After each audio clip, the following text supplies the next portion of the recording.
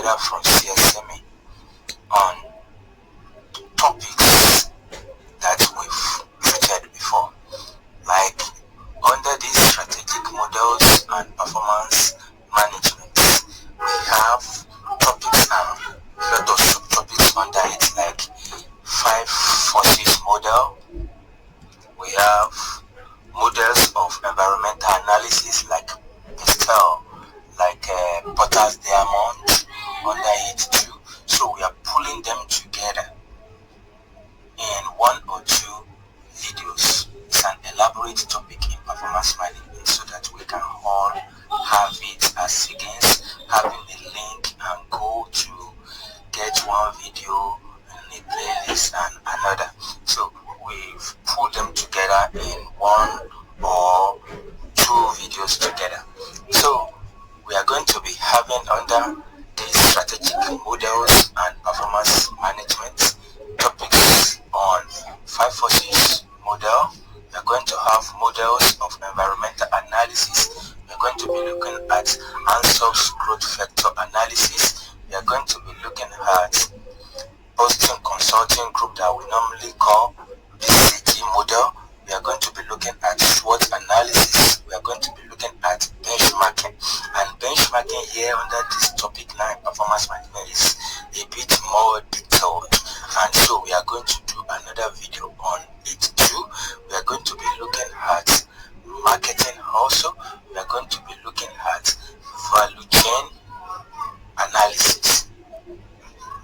So it's an elaborate topic, and now we are going to go into the resources that we've put together so that you can have an holistic lectures in 1 or 2 video on that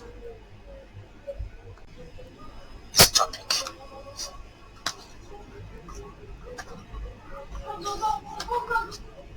So as we go into the video, don't forget to click notification button, subscribe and comment if you have any questions, so that we can build the community together and you can be sure that we are going to answer to your question. Marketing myths and marketing is another topic that we must look at. So we have like 7 to 8, 9 topics that we are looking at under this singular strategic models and performance management as a topic.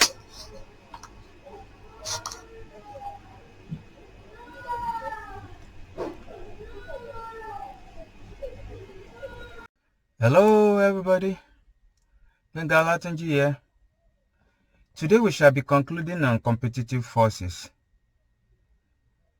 Competitive forces part 2. So this will be the part B of the part 2.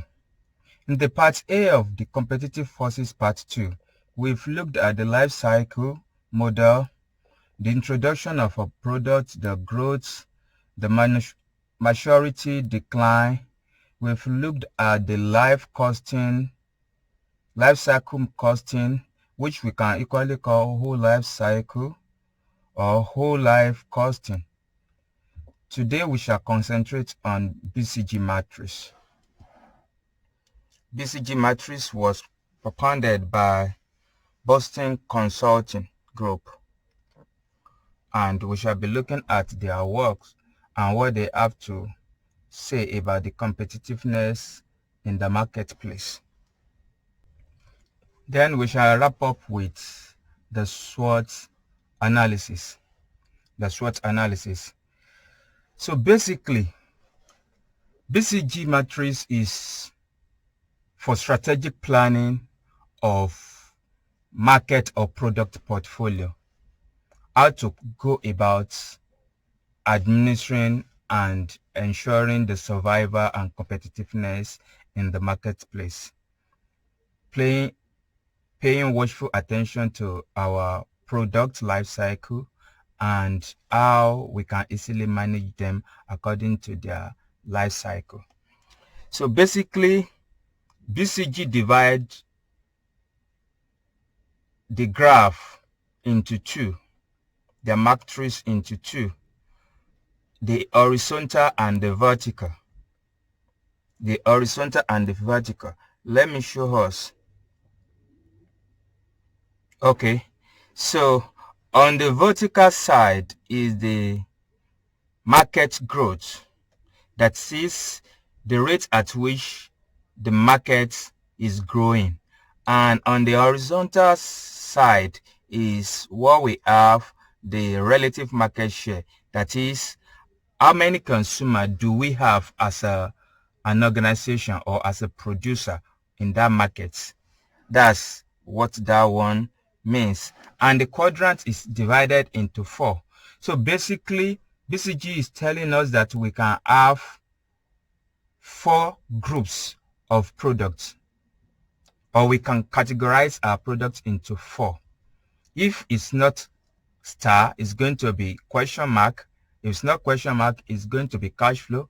And if it's not cash flow, it's going to definitely be a dog. So categorization of product is another thing that BCG Matrix brought to fore.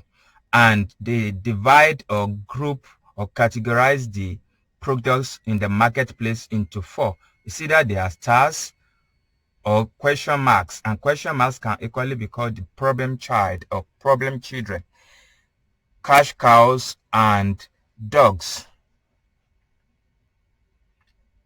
Okay, another thing that I should point out as we are laying foundation for the BCG is that BCG base is assumption on 10%.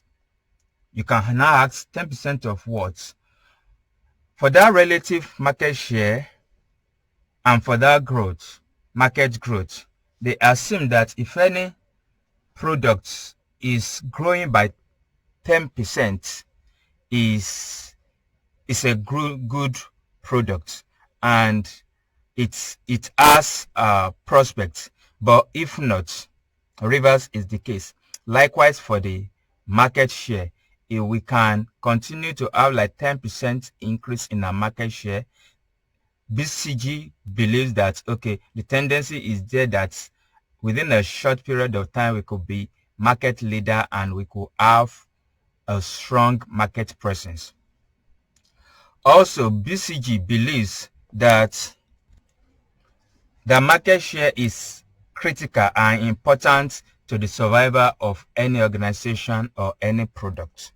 So if an organization or particularly a product is not having a large market share, as far as BCG Matrix and the management of products in the marketplace is concerned, BCG downplays such a product, and the advice may not be as strong as for those that are having 10% increase. So its base is categorization and strategic planning proposal on whether it's increasing by 10% or not. So this is an assumption and it may be arbitrary, but this is the foundation on which Boston Consulting Group Matrix is based.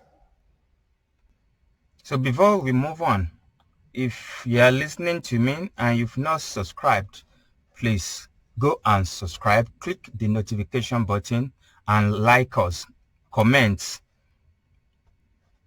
as we continue. And you could see that a lot of value will be added as you continue to listen to our lectures. So let's start with the question mark. Question mark is a product within the quadrant. And what is a question mark? A question mark is a product with a relatively low market share in a high growth market. It has a relatively low market share within a market that is highly growing. So we now ask ourselves a question: which kind of product is this? That despite the increase in the market, the patronage generally within the market, its contribution or customer patronage particularly to us is a bit low when it comes to our own products in that segment of the market.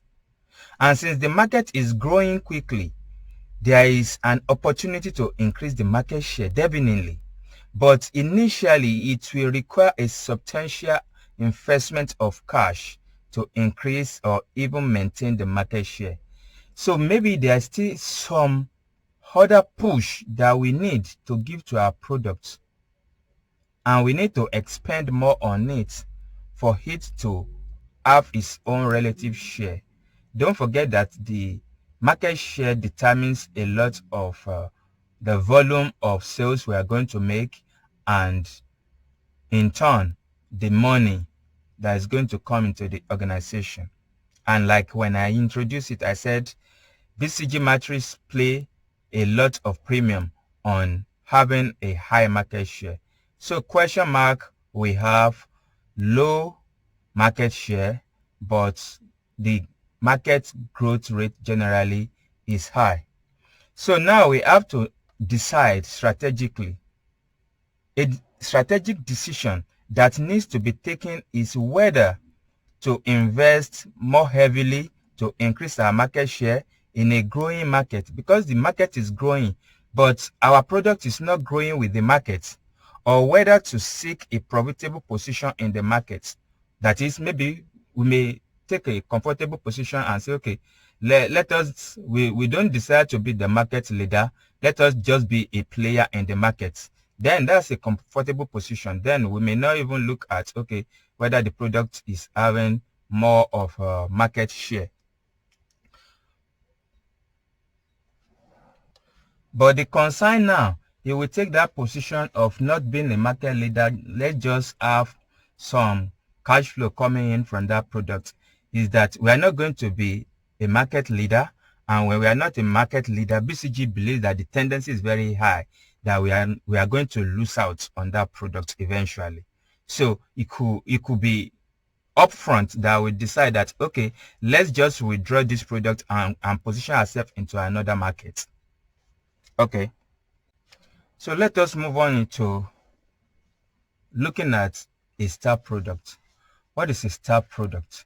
A star product has a relative high growth rate in the market and has its own large market share. So a star is high on both ends, whether we are talking about the market share, whether we are talking about the market growth.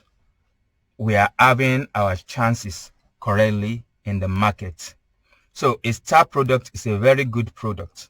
However, a considerable investment of cash is still required to maintain its leading position.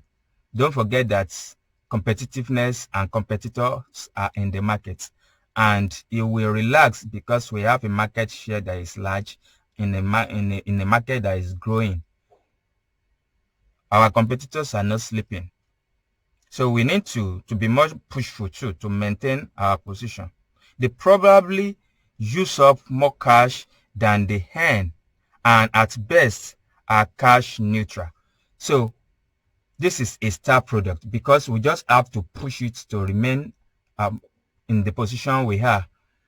At the end of the day, the products will be profitable, but because we are pushing harder to maintain it in that market, we may have an equilibrium, that is, not losing, not much gain. But a star product is has a very potential of being a product market leader and being a product that gives us much money in the nearest future. And that leads us to the cash cows. The cash cow. A cash cow is a product in the market where market growth is low and possibly even negative. It has a relative market share. So we have large enough customer coming to us and patronizing us. But the tendency in that market for new consumers to come in and test the product is very low. That is what we call market growth. So that means our cash cow product has been in existence for a while, and it's on the maturity side, and we must manage it very well because soon it's going to hit the decline stage. It should be earning substantial net cash flow now because it has economy of scale. We can buy in bulk, produce in bulk, and have a winning edge over new entrants and competitors that could not do as high as purchases or input like us. Other companies will not mount an attack as they perceive that the market is old and near decline. Our product, like I said, is already a bit old, well known in the market and the like. It's already mature. So we must begin to strategize when we have cash cow at hand. Whether we want to quit it or we just want to maintain it at equilibrium or neutral cash flow, or we opt out outrightly.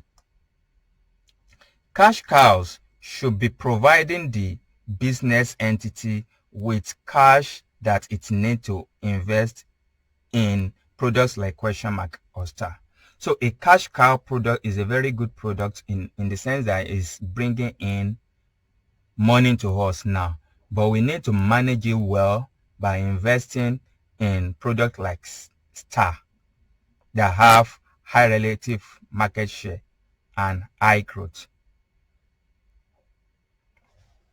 So we could now see that many times when people are generally talking about cash cow, this is a cash cow, this is a cash cow, it may not really mean what they intended, but this is cash cow that we are really studying in the business world. This is what cash cow really means. So let's take a look at the last but not the least among them, the dogs. The dog product. A dog is a product in a low growth market and it is not a market leader. So dog has a low experience. Dog has a low experience. It is easy to remember. It is unlikely that the product will gain a larger market share for so many reasons. Because the market leader will defend its own position. Everybody will want to remain, especially like the cash cow product or star products.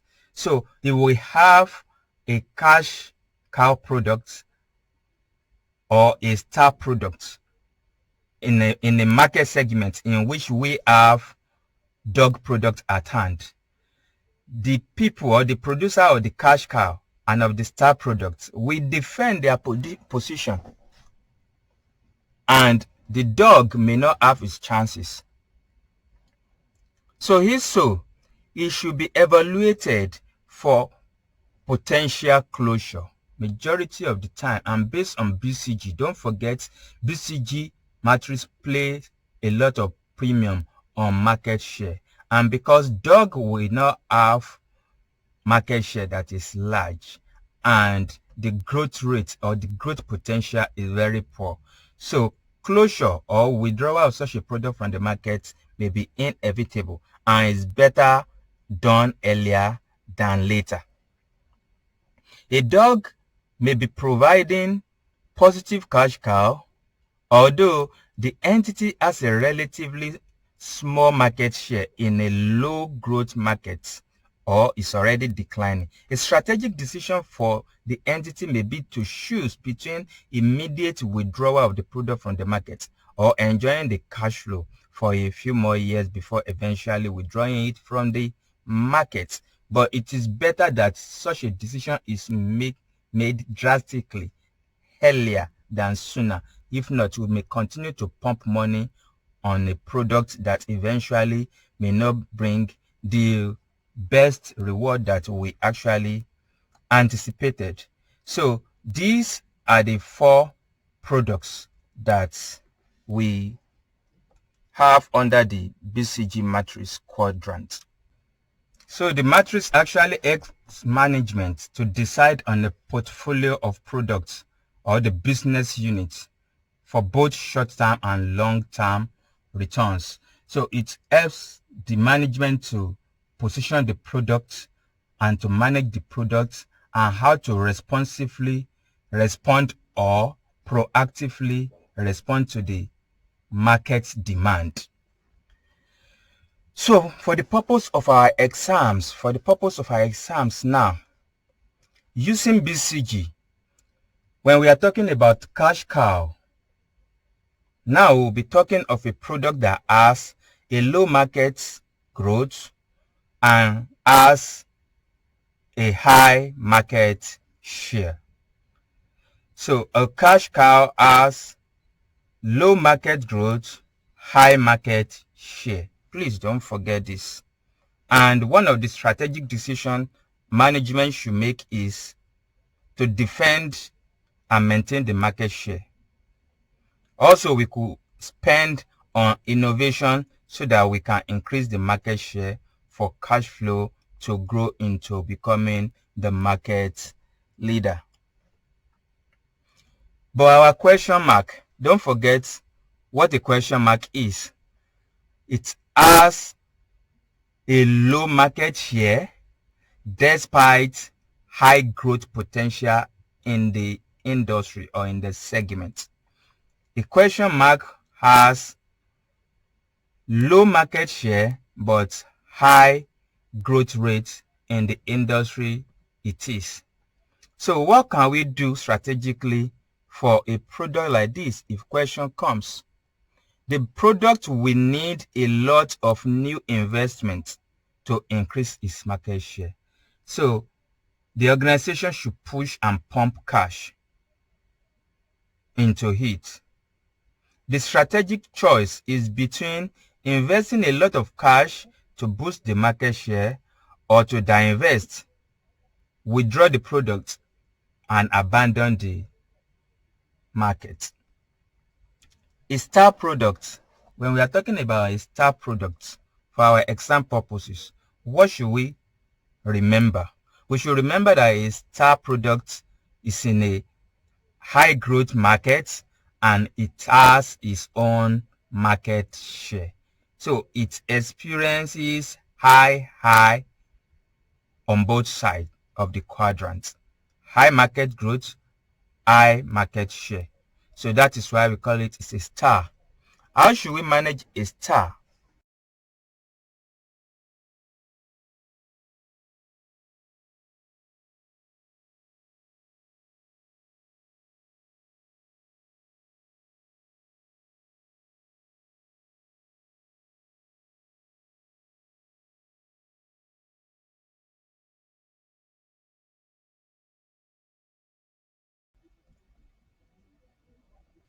So let us move on to the 4 P's of marketing mix. The 4 P's of marketing mix. There we'll be talking about the product, we'll be talking about the price, we'll be talking about the place, we'll be talking about promotion. For some of us, before, all these 4 categories are more of physical in nature. But the truth now in this generation is that all of them, they've changed form.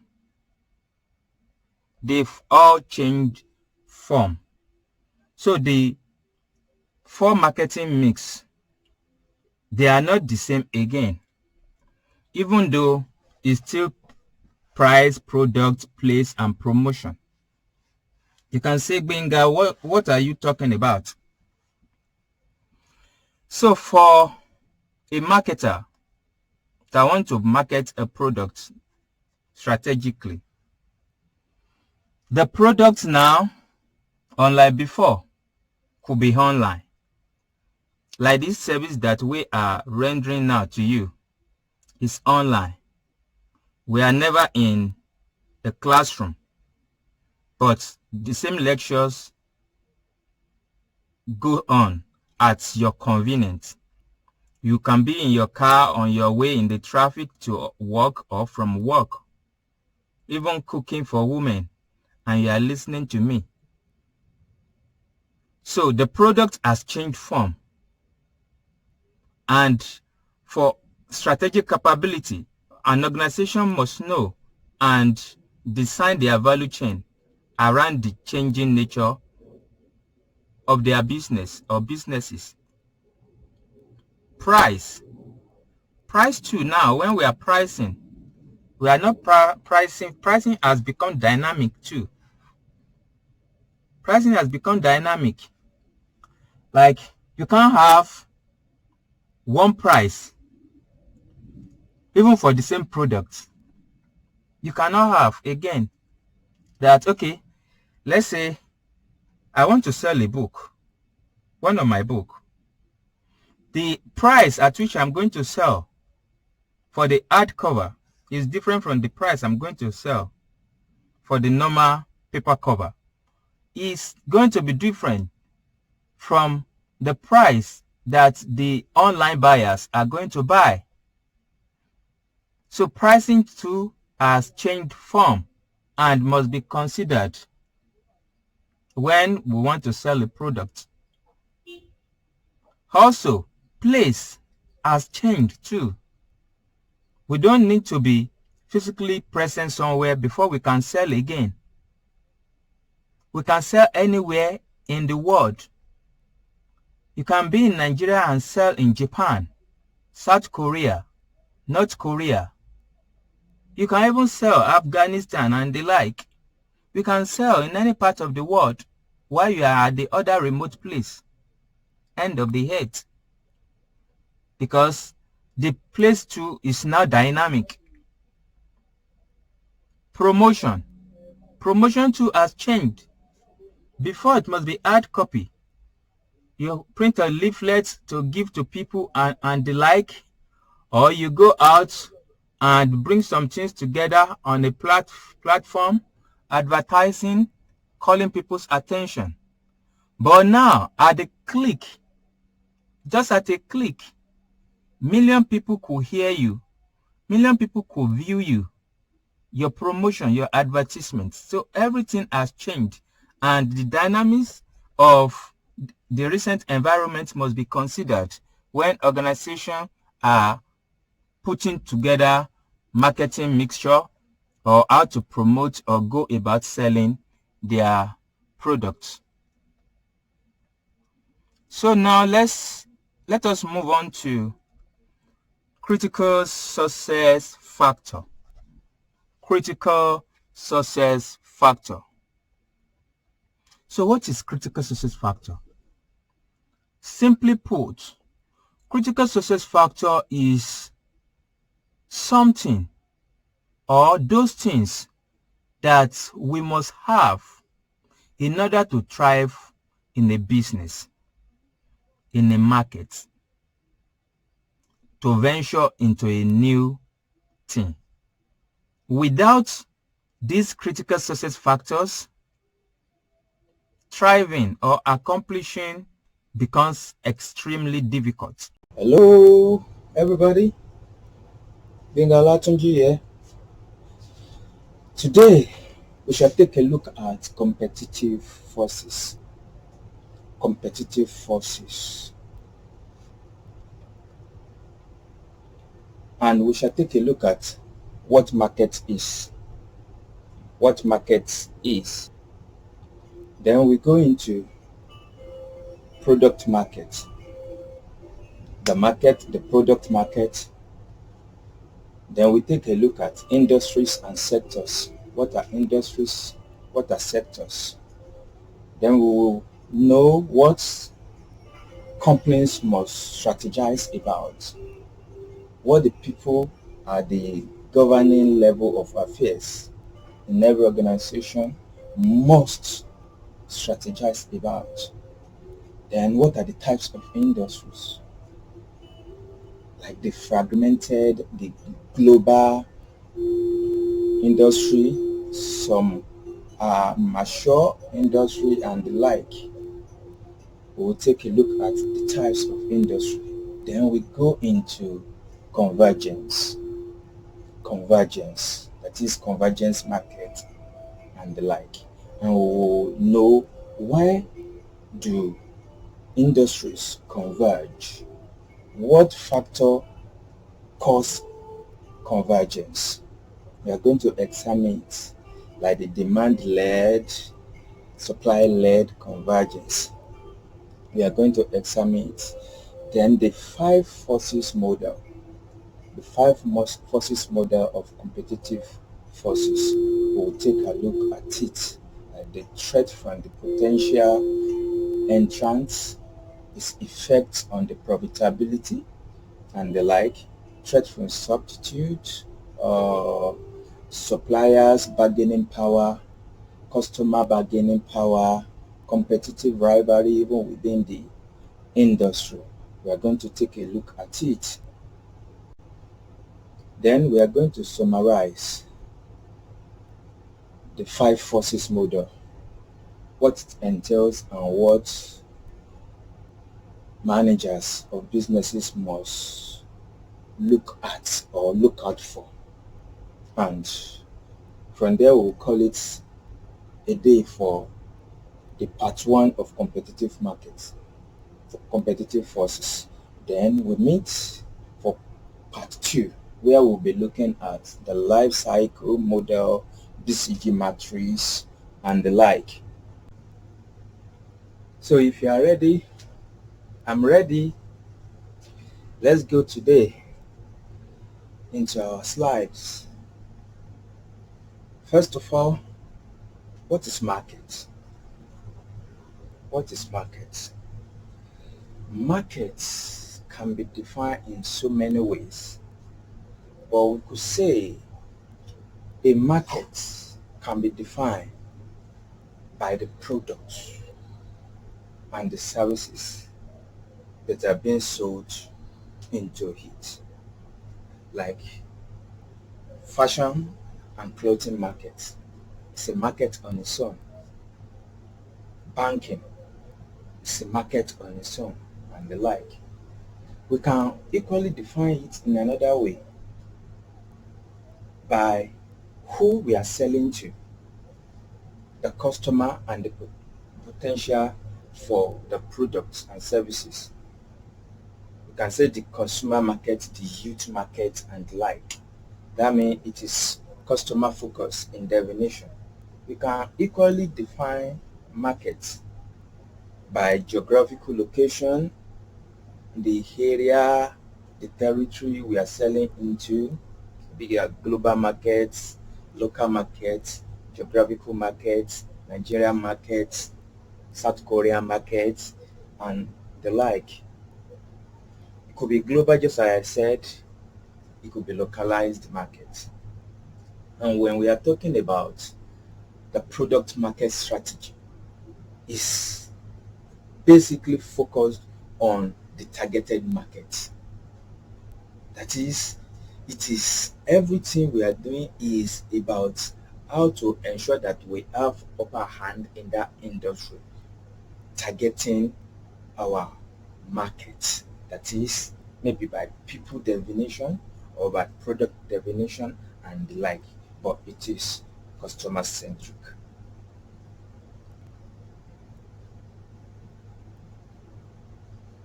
Okay, so industries and sectors. What are industries? What are sectors?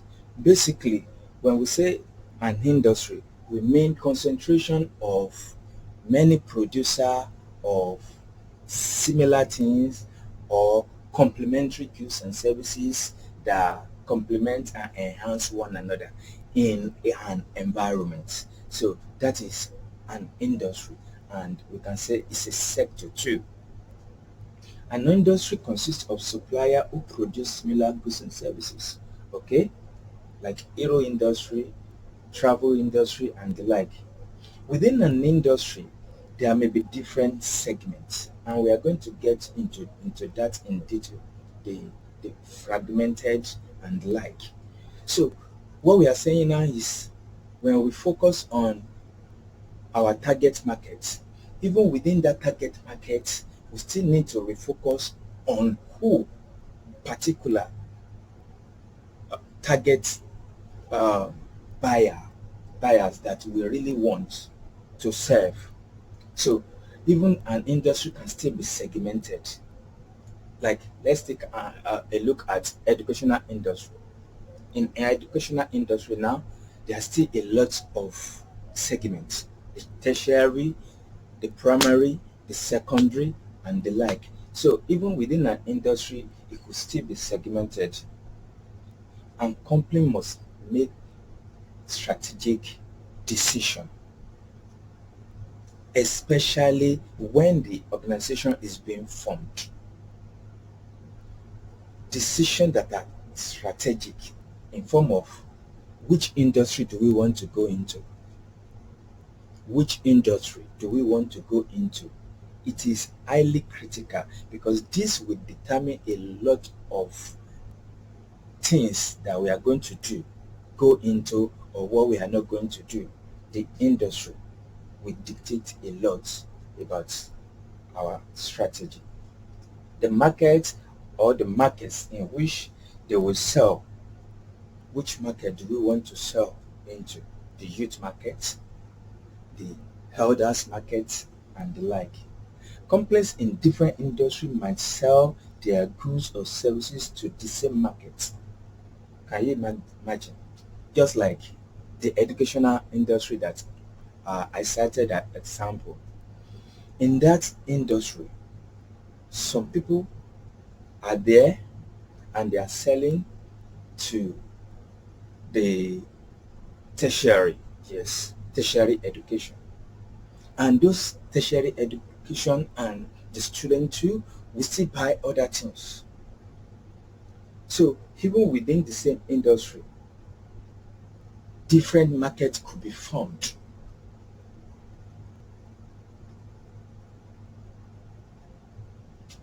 Okay, companies in the same industry might not compete because they operate in different markets. Like, we are in educational markets, but some people will take their services online, nothing physical about their operations. Some will take their own physically, classroom based, and the like. There's no competition. Everybody is serving different purposes, even in the same market. Some will say, okay, I'm for the tertiary, I'm for the primary, I'm from the secondary, I want to serve the crèche and the like. So there's just no competition, even in the same industry.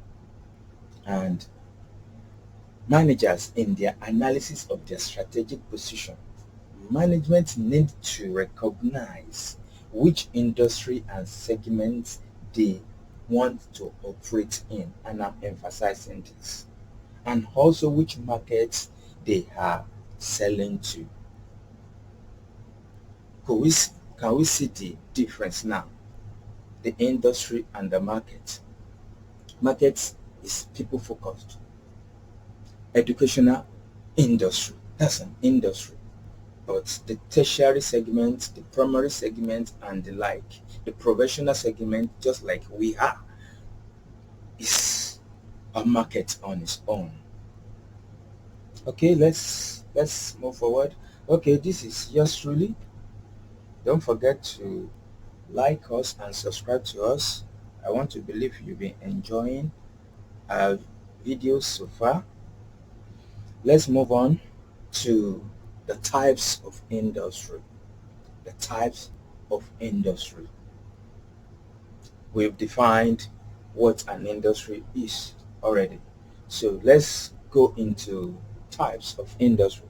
Number one, fragmented. Like when we say something is fragmented. Like the geographers, at a point in time, we were told that the world got fragmented. And when we look at the map of the world, we see how it got fragmented. We learned, we don't know how true it was, the geographers, that the whole world was a unit before. So that is an example of fragment. Fragmented industry is an industry where firms are small and sell to a small or smaller portion of the total market, just like the educational industry that I've given. So the fragments are the tertiary, the secondary, the professional, and the like. So it's fragmented, that is divided, is segmented. And when somebody, or when an organization rather, is in fragmented industry, they may compete, and there may not be need for competition, especially if they are not serving the same market in that particular industry. Okay, global industry. When we are talking about global industry, we are talking about the concentration of suppliers or producers of the same goods and services, but have expanded their tentacle all over the world. Some industries operate on a global scale, like our laptops, as an example. Name it, the brand. Everybody all over the world buys them, and that makes them a global industry. Like football, for football lovers, it's a global industry. Okay, imagine industry. Imagine industry. This is the third type of industry that we have. And when we are talking about imagine, when we say something emerged, probably out of nowhere, just suddenly appeared. That is appearing, is emerging. Okay, these are industries that have only just started to develop, and there are a lot of new industries coming up. Example, one of the richest man in the world, I think currently is the first wealthiest man in the world.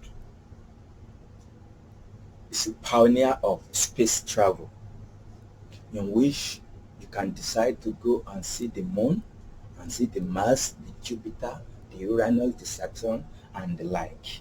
You just travel like that, as if you are traveling to another location on Earth. So it's an emerging industry. And there are lots of industries like that that are just coming up and having their grant. The fourth industry or industrial type is declining industry. And as we go on, we'll talk about how to approach even declining industry. So when we say declining industry, we mean that they've passed through the growth, the maturity, then they are now declining. So that means the industry is very mature, and the market share has stagnated now at that point. Market growth has stagnated, and there's a way organization must manage if they are in declining industry. The last but not the least is mature industry. The mature industry. So when we're talking about the mature industry, we are talking about industry that have emerged, have, have grown, and now they are stable. The market share can be determined, the growth rate, just like the GDP of a nation, can be predicted, and strategy can be made towards it. So these are the types of industry that we have. So we move on to convergence. Convergence, just from the word converge, it simply means coming together of different units to become one. Let me come again. The coming together of different industries to form the latest industry. See, industry is convergence. Okay? And There may be so many reasons that industries will have to converge. Let me read from a slide a bit. Occasionally, two or more industries or industrial segments will converge and become part of the same industry. Let me give us an example based on our experience currently in Nigeria. The telecom industry, where we buy our data or data as we call it in Nigeria here. That industry now is converging with the financial institutions, and they are already diving into that world because they suddenly discover that, okay, so if we can sell data to people, they can use it to browse, and we can use it to sell some other stuff to them and the like. So they are selling banking now and the like, and so they are already working together, the financial institutions and the telecom, because the two industries are already becoming one, merging together, and that is an example of convergence. As a consequence, these industries have undergone and continue to undergo major strategic changes. So that's a big change. That's a big change, and it's happening so fast all over the world. So what could cause it? Demand-led and supply-led convergence. So when we're talking about demand-led, we're talking about the buyers demanding for, why do I need to buy one here and go there and buy the other? Why can't you sell the two together for me? Why you have the capacity? Can't you see that you have the capacity to sell the two to me, so I don't need to move around before I could get all these things in one place? So that is demand-led.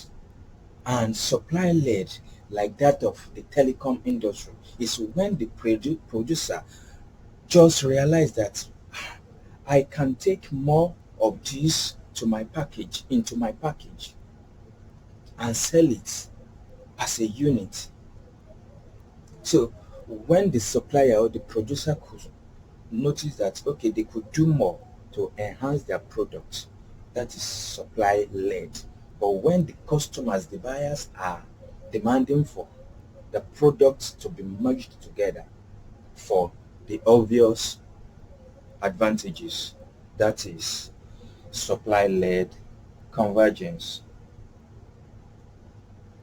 Okay, don't forget to like us. We are moving on. Industries, competition, and the five forces model. The five forces model now. And for the purpose of clarity, five forces model by Porter, that is Porter's five forces model of competitive forces, is different from Porter's diamond, and their applications are different. Please don't forget. Let me repeat, as the French people will say, répéter. Porter's five forces is different from his proposal and the applicability for Porter's diamond. Porter's five forces can be used to analyze the strengths of competition within a market. Why the diamond, Porter's diamond, is used to check on the global competitiveness. Why some industries are doing better in another region than their counterparts in another part of the world. But five forces model for competitive forces basically is to analyze the market. Don't forget, we've defined the market, we've defined an industry.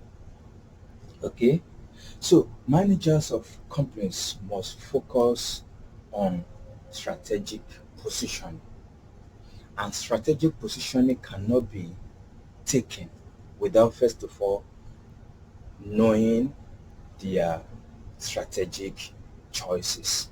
Choices like which industry are we going to operate in? The industry we are going to operate in, the markets, targeted markets, product markets. Those are the things or elements that are required for strategic positioning to take place. So they must continually monitor the competition and their competitiveness in that particular segment of industry or market. The company should also monitor each of its major competitor. Competitor must be monitored. Don't forget, when I was introducing strategy, I let us know that strategy basically is at the heart and the center of strategy is focused on competition and how to win the battle of competition. Okay, I read from my notes. It is not a model for analyzing individual competitor, that is Porter's 5 forces, or even what differentiates the performance of different firms in the same market. In other words, it is not used to assess why some firms perform better than the other. Okay? Profitability and competition. Basically, the stiffer the competition, the reduced the profitability will be. Why?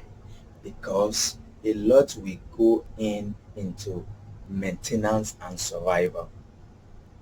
The organizations within the industry will be in survival mode, and a lot will be expended on survival, like advertisement and the like, to survive the game of strategy that other competitors will be putting on.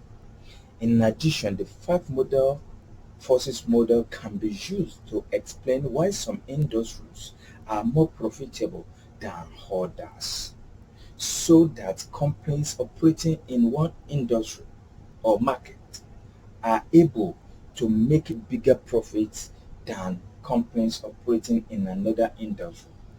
Profitability is affected by the strength of competition. The stronger the competition, the lower the profits. I want to believe we will agree with that. We should note, Porter argued that 2 factors affect profitability of a company or any company: the industry structure and the competition within the industry,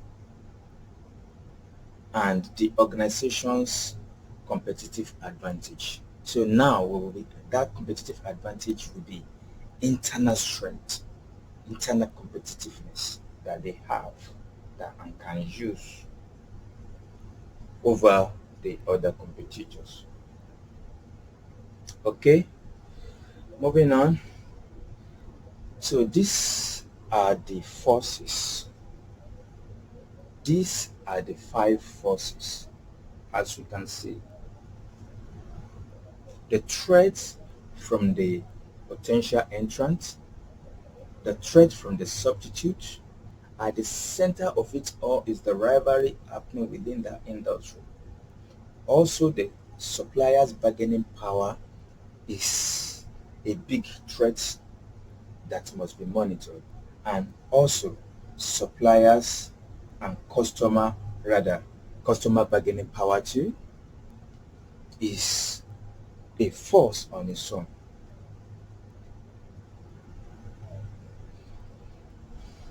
Okay, we want to summarize right away these forces. Before I summarize, I felt the need to expatiate on these 5. Okay? So when we are talking about threat from potential entrants, so we are talking about new producers coming into our territory,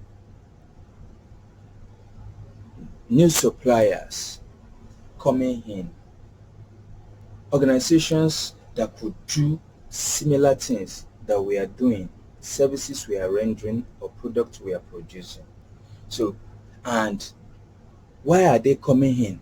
Their focus is to gain their own market share and, if possible, to dominate the market and take it from us or share it with us. So it's a threat to the profitability of our organization. And people at the helm of governance must always constant scan through entrance to see if organizations are coming in. And as much as possible, this is a very vital tool in strategy to debar, that is, to block as much as possible the route in which new entrants can gain access into our industry, or make it as difficult to enter as possible. So that is strategy. Now we are talking about strategy. Okay, let's talk about the suppliers bargaining power. The suppliers bargaining power and how it affects our profitability and competitiveness. If we can buy in bulk and our supplier can sell to us, let's say to us alone, they rely on us then to sell their own product. But when our suppliers have big or bigger alternatives that they can sell to, and they could equally sell to our competitor, that is a big factor in competitiveness. Therefore, if they have that opportunity, they can always and continuously increase prices at which we buy our inputs. And when our input is high and we do not have economic of scale, definitely our end products and the output is going to be expensive.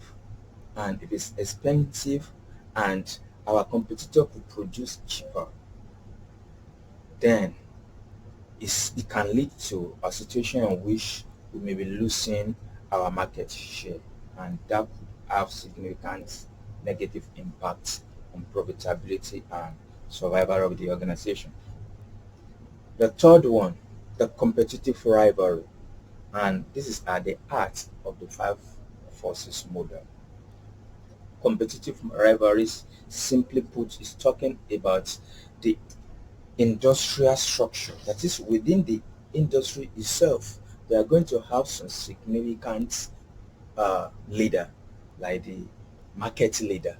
We are going to have some organization, a few organizations that are going to be like the follower of the market leader. Then we are going to have those ones that are lagging behind, and we are going to have, last but not the least, the fourth layer, the new entrants. And it's possible that even the new entrant can outrun sometime the market leader. So the structure within the industry is a big factor and must be monitored and proactively responded to.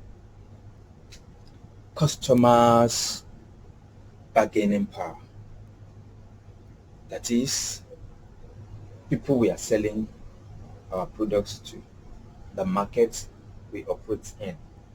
So if they have, let's say for example, they have better alternatives, that is, from our competitor, or they have opportunity for whatsoever other reason that they can bargain and say, and beat our price down, and we were forced to continue nearly beat our price down. At the end of the day, we may not be having profitability and we should to sustain the organization, and it's going to have negative impact on our competitiveness and the profitability. The last but not the least, threat from the substitute. Threats from the substitutes. Of course, it's obvious what substitutes are. That is complementary products, complementary services within our markets. And if this happen, we need to monitor them. Are they producing the same quality that we are producing? And at what price are they producing it? If they are producing, if the substitute is not substandard and they could offer better price to the market, that is the target market, then our competitiveness is in question. And when this happens, it may make the organization to draw back, having losses, lose the market share, and stagnate in the market growth, and forcefully go into withdrawal. Okay, so I think we can summarize now. Let's summarize. In this summary, basically, these are the things that managers of organization must monitor and look into within the 5 forces model. Let's take, for example, threats from potential entrants. We must, as much as possible, make it to be very costly to enter. There's some industry like that there must be some stipulated time in which you must have that experience and a proof of experience before you can enter. So that is part of entrance barrier. So they must put as much as possible entrance barrier. Then economic obscure. As much as possible, they must look for economic obscure and ensure as much as possible that only a few in the industry will have maximized economic obscure, especially not for the new entrants. Okay, technological protection too, and that is a big factor now in this 21st century. That's a big factor. So if new entrants should for any reason come up and come into our markets with better technology, we know what will happen. So these are some of the things on the part of potential entrants that the people at the helm of governance must be looking out for, and two, must gear the organization towards achieving. Suppliers bargaining power. We should monitor how many suppliers do we have that is competitor in our industry. We should be able to know them, especially the big players, and their size, the size of the supplier or the competitor. We should know the uniqueness of their services. How unique, what are they doing that we are not doing? We must be able to pinpoint it so that we can use all those things to enhance our products and services too. The ability to buy substitute products too must be examined. The supplier's bargaining power. Do we have opportunity? Can we source our input from other people or other organizations? So organizations managers must continually look for things like this and more Threats from substitutes. The price, at what quality are they selling the substitute? Also, we should monitor trend, especially people that are organization in fashion industry or industry that are always progressive. We should monitor the trend so that we will know how to key into the trend, because when trend happen and we do not follow trend, well, we know the consequence of that.